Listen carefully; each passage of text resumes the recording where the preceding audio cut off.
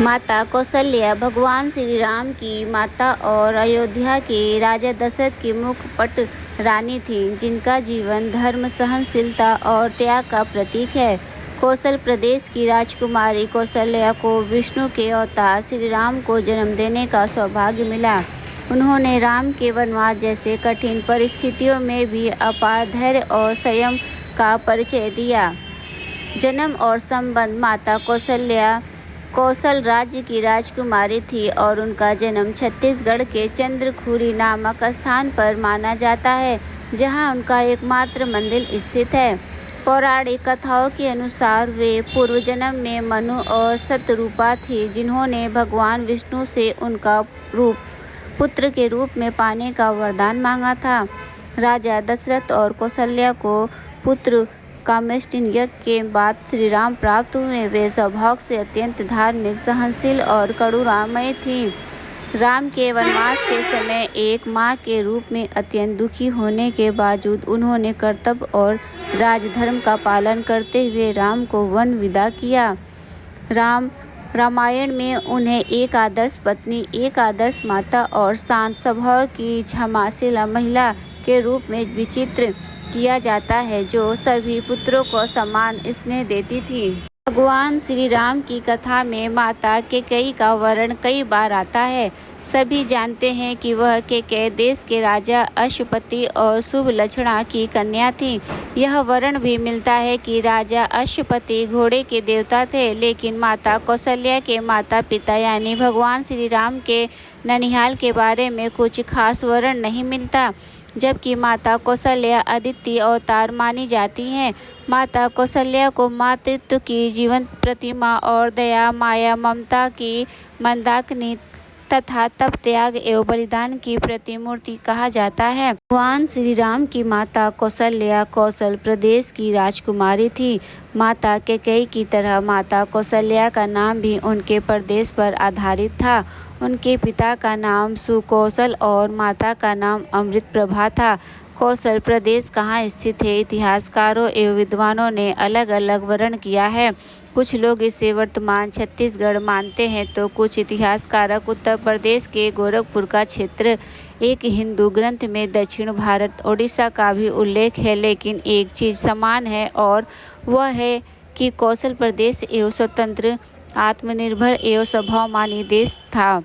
कौसल्या के भाई कौन थे? भगवान श्री राम के मामा का क्या नाम था? आइए इस वीडियो में आपको हम बताते हैं।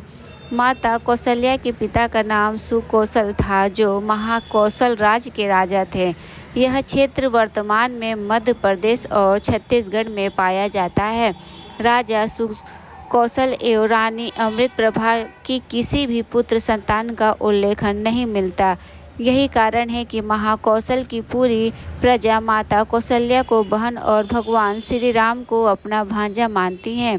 यही कारण है कि आज भी महाकौशल क्षेत्र में मामा अपने भांजे के पैर छूते हैं, उनका पूजन करते हैं। राजकुमारी कौसल्या के विवाह योग्य होने पर वो वर की तलाश में चारों दिशाओं में दूत भेजे गए।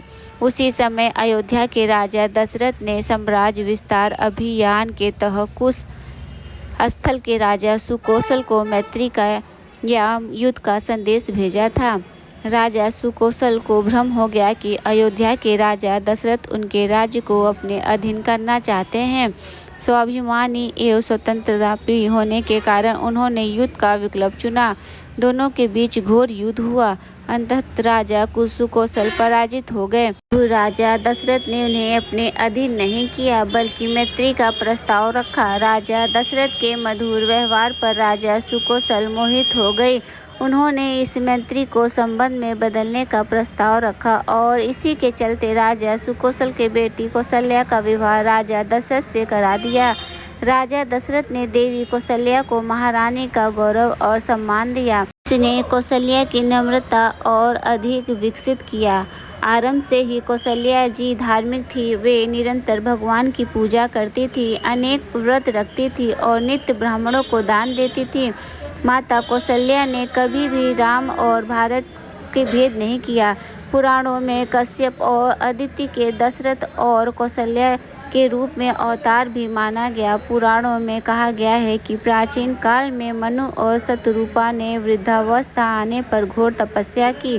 दोनों एक पैर पर खड़े रहकर ओम नमो भगवते वासुदेवाय का जाप करने लगे। उनकी तपस्या से प्रसन्न होकर भगवान विष्णु ने उन्हें दर्शन दिए और वर मांगने को कहा। मनु ने बड़े संकोच से अपने मन की बात कही, प्रभु, हम दोनों की इच्छा है कि किसी जन्म में आप हमारे पुत्र रूप में जन्म लें। ऐसा ही होगा। भगवान ने उन्हें आशीर्वाद दिया और कहा, त्रेता युग में तेरा 7वां अवतार राम के रूप में होगा। त्रेता युग में तुम अयोध्या के राजा दशरथ के रूप में जन्म लोगे और तुम्हारी पत्नी शतरूपा तुम्हारी पटरानी कौशल्या होगी। तब मैं दुष्ट रावण का संहार करके माता के गर्भ से जन्म लूंगा। दरअसल रावण ने जब अपने भाग्य पर विचार किया तो उसे पता चला कि दशरथ और कौशल्या के द्वारा उत्पन्न पुत्र उसका वध करेगा। इसलिए उसने कौशल्या का हरण करके और उन्हें पेटिका में बंद करके दक्षिण सागर में अपने एक परिचित महामत्स्य को दे दिया था। महामत्स्य ने पेटिका को सदैव अपने मुख में रखा था, लेकिन एक दिन दूसरे महामस्तक ने उसे पर आक्रमण किया। उससे लड़के के लिए मस्तक ने वह पेटिका गंगा सागर के किनारे भूमि पर छोड़ दी। भीतर से कौशल्या पेटिका खोलकर बाहर आ गई। संयोग से दशरथ जी भी बहते हुए वहीं पहुँचे। वहीं उनका कौशल्या से पहली मुलाकात हुई। परस्पर परिचय के बाद उन्होंने कौशल्या से विवाह कर लिया और अयोध्या लौट आए। माता कौशल्या ने अपने पुत्र रूप का नाम कभी नहीं लिया था। इसके पीछे भी कई मान्यताएं हैं। प्रभु राम कौशल्या को पुत्र के रूप में आसानी से नहीं मिले थे, लेकिन राजा दशरथ के पुत्र कामेष्टि यज्ञ के रूप में अपने चारों पुत्रों को पाया था। राम सबसे बड़े थे, इसलिए पिता और माताओं सबसे लाडले थे, लेकिन माता कौशल्या ने कभी उन्हें उनके नाम से नहीं पुकारा। ऐसी मान्यताएं है कि कुंडली या पत्री में बेटे का नाम जो होता है उसे माँ को नहीं बुलाना चाहिए।